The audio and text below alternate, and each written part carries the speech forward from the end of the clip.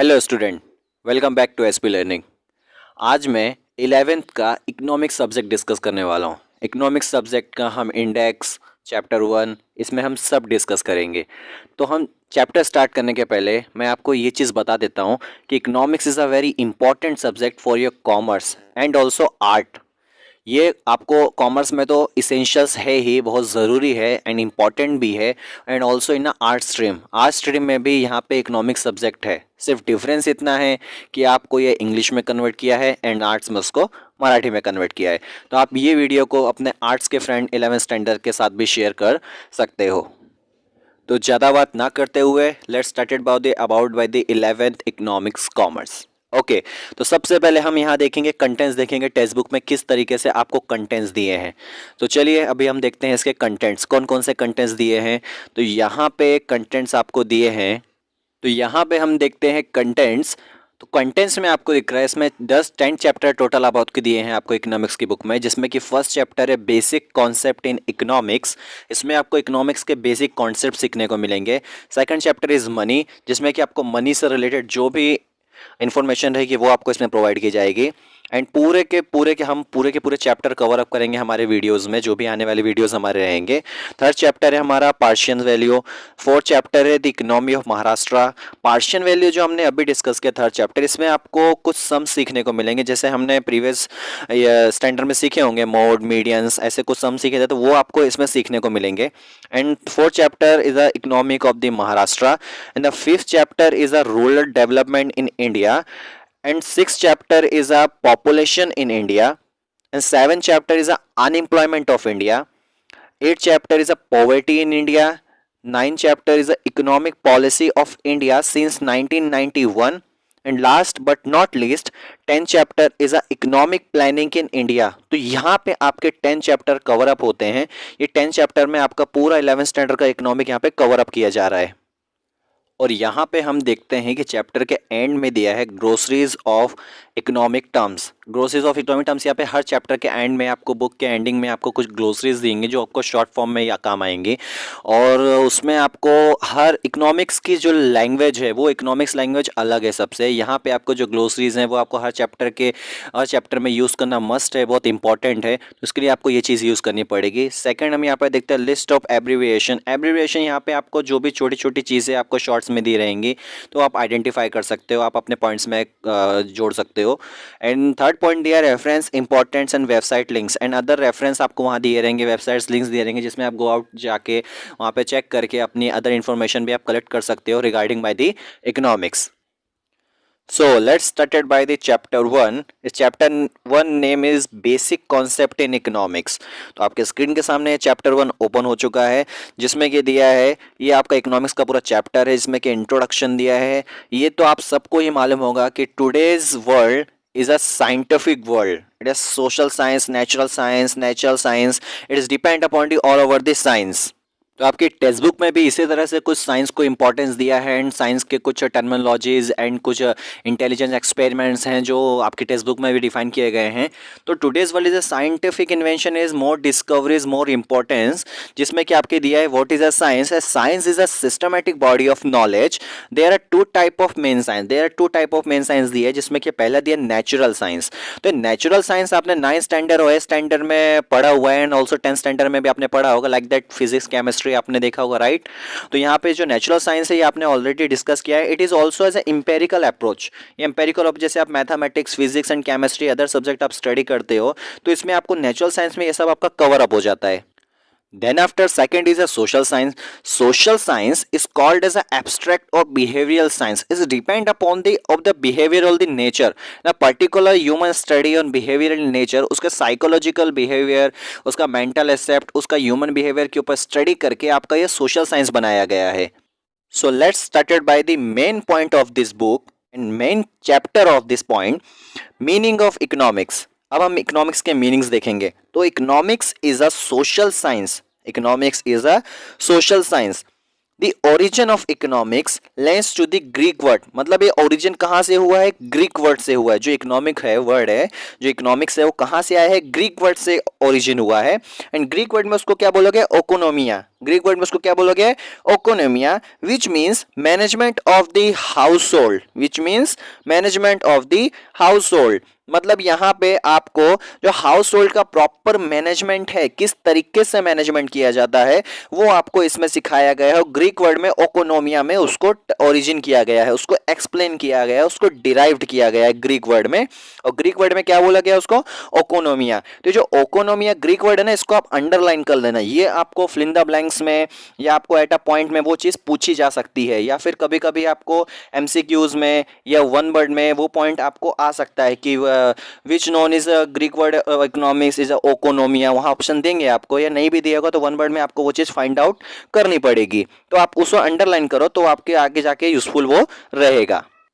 Then after आगे बोल रहा है, economics refers to as queen of social sciences, queen of social sciences, economic refers to queen of social sciences. By किसने बोला है ये, पॉल सैमुएल्सन ने बोला है। किसने बोला गया, पॉल सैमुएल्सन ने बोला गया है कि queen refers to queen of social science, economics refers to queen of social science. इसमें किसने बोला है, ये पॉल सैमुएल्सन ने बोला है। ये आपको अंडरलाइन करना है। ये भी आपको आ सकता है कि who has known as the economics of who is known as economics refers to queen of social sciences. तो उसमें आपको आ सकता है एमसीक्यूज या फिल इन द ब्लैंक्स में कि पॉल सैमुएल्सन, उसमें आप उसको अंडरलाइन भी कर सकते हो।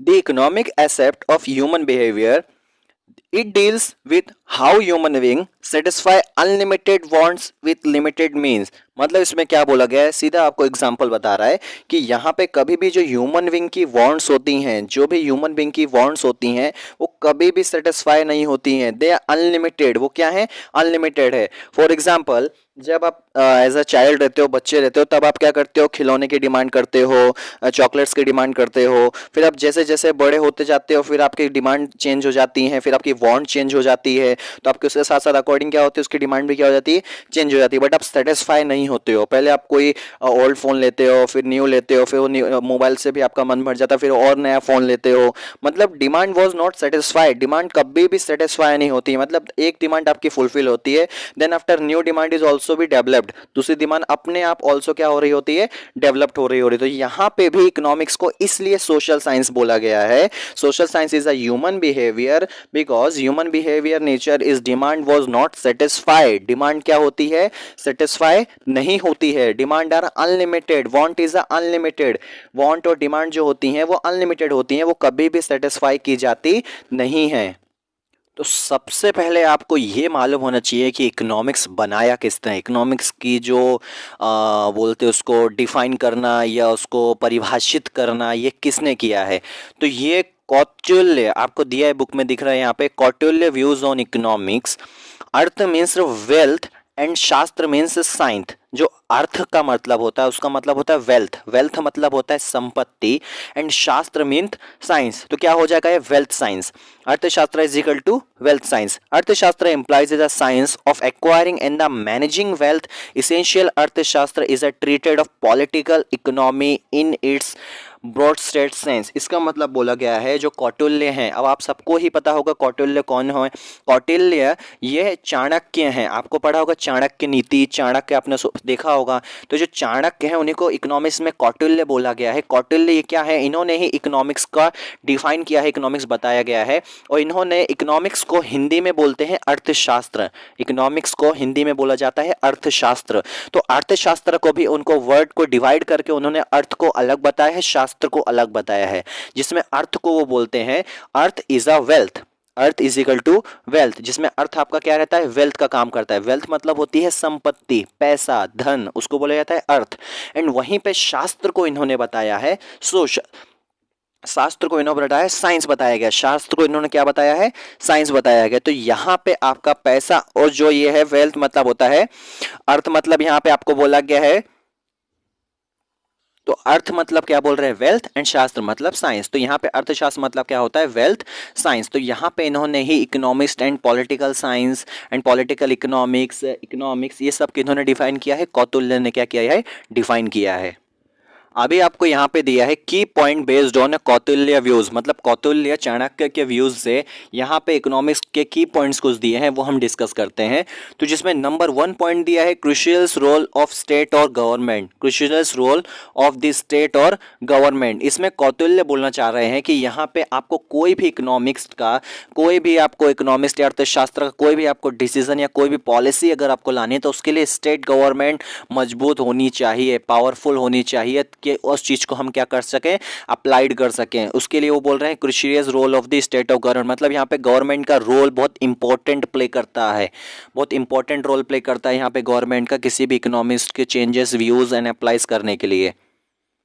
जैसे कि आप देखेंगे कि चाइना की जो इकोनॉमिक्स है बहुत बहुत अच्छी है, उसकी इकोनॉमिक डेवलपमेंट ग्रोथ बहुत अच्छी है। अमेरिका यूएसए की बहुत अमेरिका की जो economic growth and economic development है बहुत अच्छी है। Who is the responsible for that?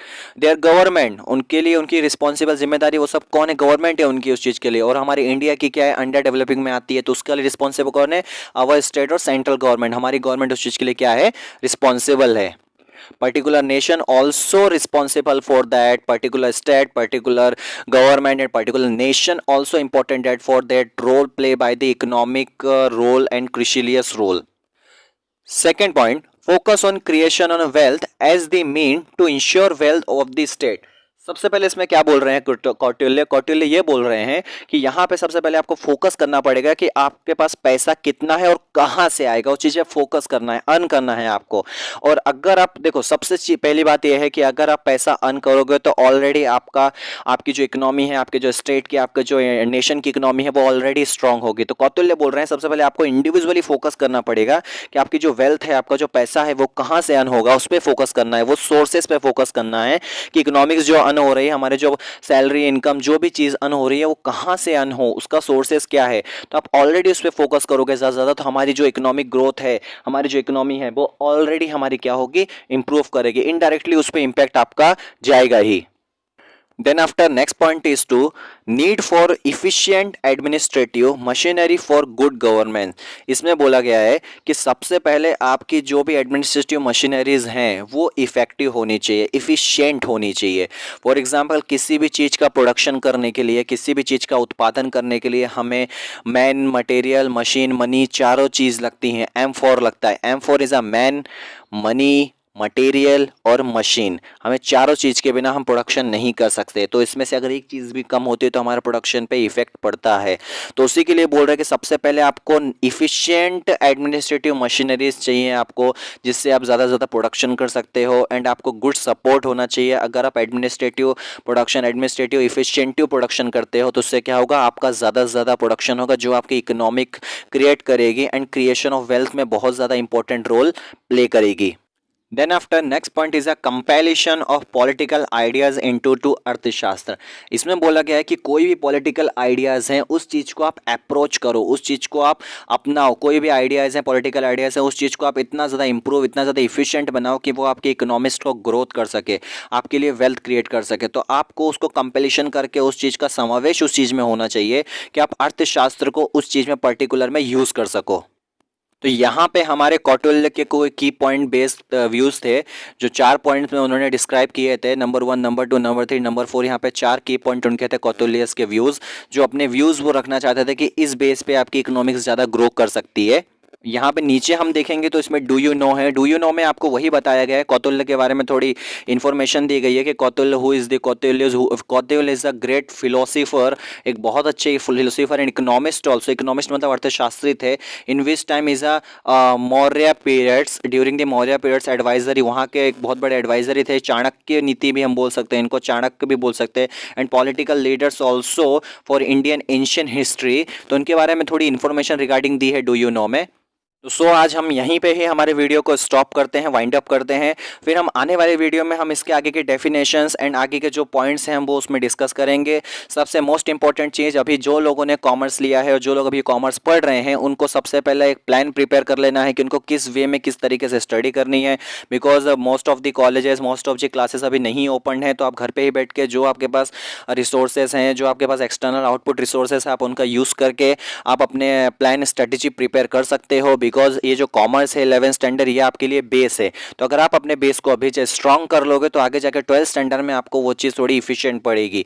इसलिए आप अभी जितने भी आपके पास सोर्सेस हम भेज रहे हैं, जितने भी आउटपुट आपको हम भेज रहे हैं with the help of our book, with the help of our teachers, तो आप उसकी मदद से आप अपने आउटपुट्स को इंक्रीज कीजिए एंड अपनी जो भी स्टडी है उसको आप चालू कीजिए। एंड छोटे छोटे नोट्स जो हम आपको बोलते हैं अंडरलाइन कीजिए, छोटे छोटे पर्टिकुलर जो इंपॉर्टेंट नोट्स रहते हैं हम आपको बोलते हो प्रिपेयर करने के लिए, तो आप वो प्रिपेयर करिए ताकि आपको फ्यूचर में उस चीज़ का एडवांटेज मिल सके।